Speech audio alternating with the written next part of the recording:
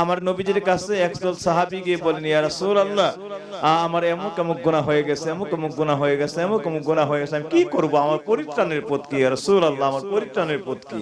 নবী বললেন, তুমি বেশি করে ইস্তেগফার করো, তুমি আল্লাহর দরবারে ইস্তেগফার করো। উপস্থিত সাহাবীরা বসা, আরেকজন লোক আয়েশা বলতেছে, ইয়া রাসূলুল্লাহ, আমি খুব বেশি অভাবগ্রস্ত, অভাব আমার পিছন থেকে ছাড়েই না, যদি দয়া করে আমার একটু অভাব থেকে উদ্ধারের জন্য, অভাব থেকে মুক্তির জন্য একটা আমল দান করতে। নবীজি বলেন, ইস্তাগফিরুল্লাহ, আল্লাহর কাছে তওবা করো, বেশি বেশি ইস্তিগফার করো। এই সাহাবী ইস্তিগফারের আমল করতে করতে চলে গেলেন এবং ইস্তিগফারের মধ্যে মশগুল হয়ে গেলেন। আরেকজন সাহাবী আসছেন নবীর কাছে, আয়েশা বলতেছে, ইয়া রাসূলুল্লাহ, কি সংসারের মধ্যে আমার এমন কোন বিপদ মুসিবত বালা আমার আর যায় না, সংসারের উপর থেকে বেশি বেশি মুসিবতের আছে। নবীজি কয়, ইস্তাগফিরুল্লাহ, আল্লাহর কাছে বেশি বেশি তওবা করো। বুঝতে পারছেন? আল্লাহর কাছে বেশি বেশি তওবা করো।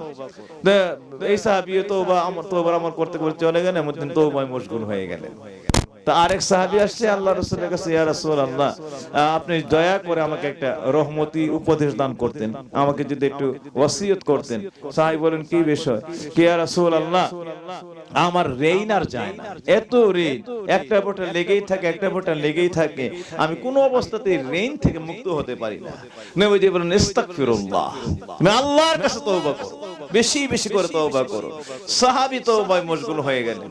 তো মশগুল হয়ে গেলে আল্লাহ রাসূলের এই পবিত্র বাণী নিয়ে আমলের মধ্যে মশগুল হয়ে গেলেন। উপস্থিত সাহাবীরা সবাই চলে যাওয়ার পরে তখন তারা হতবাক, গুনার জন্য কোন ইস্তেগফার, অভাবের জন্য বলেন ইস্তেগফার, ঋণের জন্য বলেন ইস্তেগফার, সংসারের বিপদ আপদ বালা মুসিবতের জন্য বলেন ইস্তেগফার। নবীজি এই কথা বললেন।